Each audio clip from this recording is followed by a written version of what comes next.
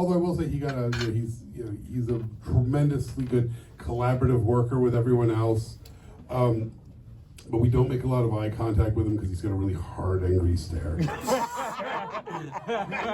rest of his face is so friendly. He's gonna come up here. He's gonna give you that. He's gonna give you the good, the bad, and the ugly squint. All right, let's get to it, ladies and gentlemen. Your next comedian, Zach Slaff.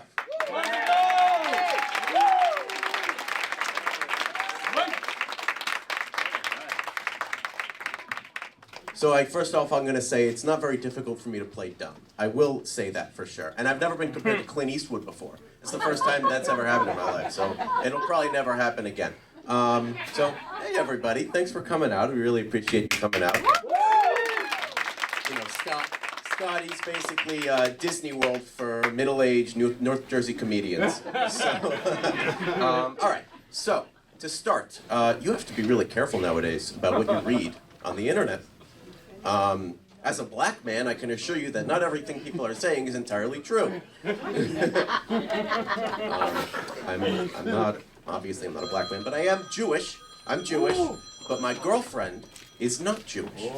You could say I hit the Shiksa lottery, which is not something I would recommend playing if you're looking for a cash prize.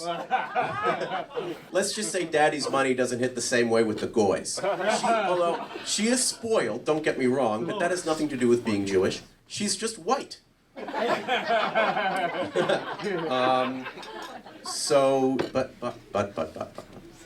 there's a secret in my girlfriend's family pertaining to her great-grandmother. You see, her great-grandmother was born in Eastern Europe, and she fled Ukraine in the 1930s. Now, if you know anything about your history, there's only two reasons why somebody would leave Ukraine in the 1930s. Either you're hungry, or you're Jewish. If that was all the evidence I had, then we'd be at a dead end. But this is true. When this woman was very old and very senile, she sent out Hanukkah cards to her family members. That's true. Of course, the most Jewish part of that not being the Hanukkah cards, but rather the mental illness. It was funny, you know, when I told my parents about these theories, they were surprisingly a lot more supportive of me in my relationship. I wonder why that would be. They even offered to pay for a 23andMe test, but would like to be reimbursed if the results don't come back in their favor. As for me, Jewish or not, doesn't matter to me, but, if these theories are true, it would certainly explain her whining. And her nose.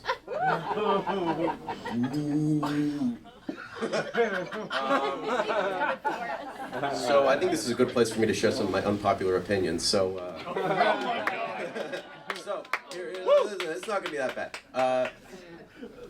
Here's one. The Sound of Music, a very famous film, a great film, a classic. But I think it would be a lot better without the Nazis. Because without that, it's just a movie about a guy who fucks his nanny. Another thing that would have been better without the Nazis, Poland.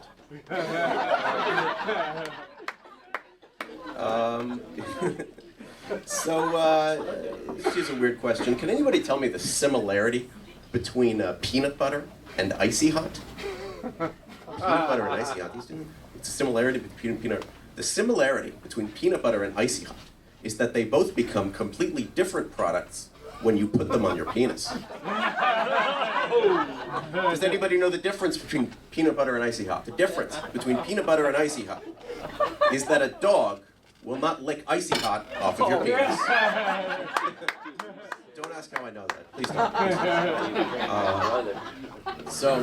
Quite a few years ago, like when I was in elementary school gym class, many years ago, we had special rules for scoring points. Boys score, that's 1 point. Girls score, that's 2 points. And Zach, that's me, scores, that's 5 points. I was a scoring machine. Needless to say, this is just about the worst way for me to find out that I'm non-binary.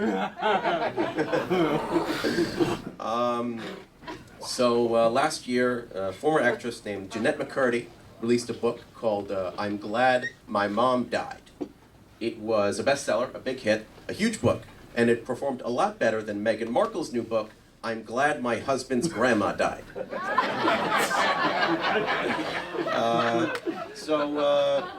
A lot of people play this game called Cards Against Humanity. I don't know if you've ever heard of it. It's kind of like a quirky little fun party game.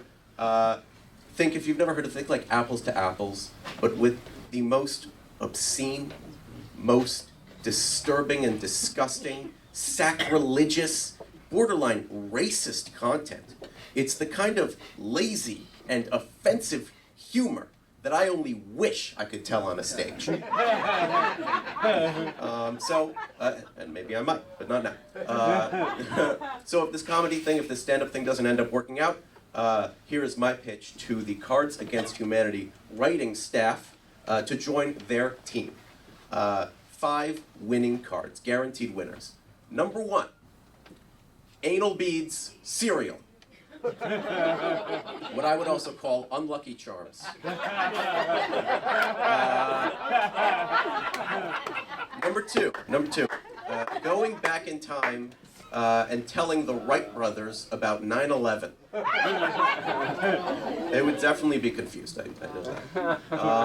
Number 3, James Franco's oddly shaped and intimidating penis. Anytime you put actor, penis, peak comedy. Okay. Number 4, Passover for colonizers, also known as Thanksgiving. It's my favorite holiday. And number 5, Disney's live-action remake of their 1946 classic, Song of the South. Finally, a Disney movie that Ron DeSantis can watch. All right, everybody. Thank you very much. Thank you so much.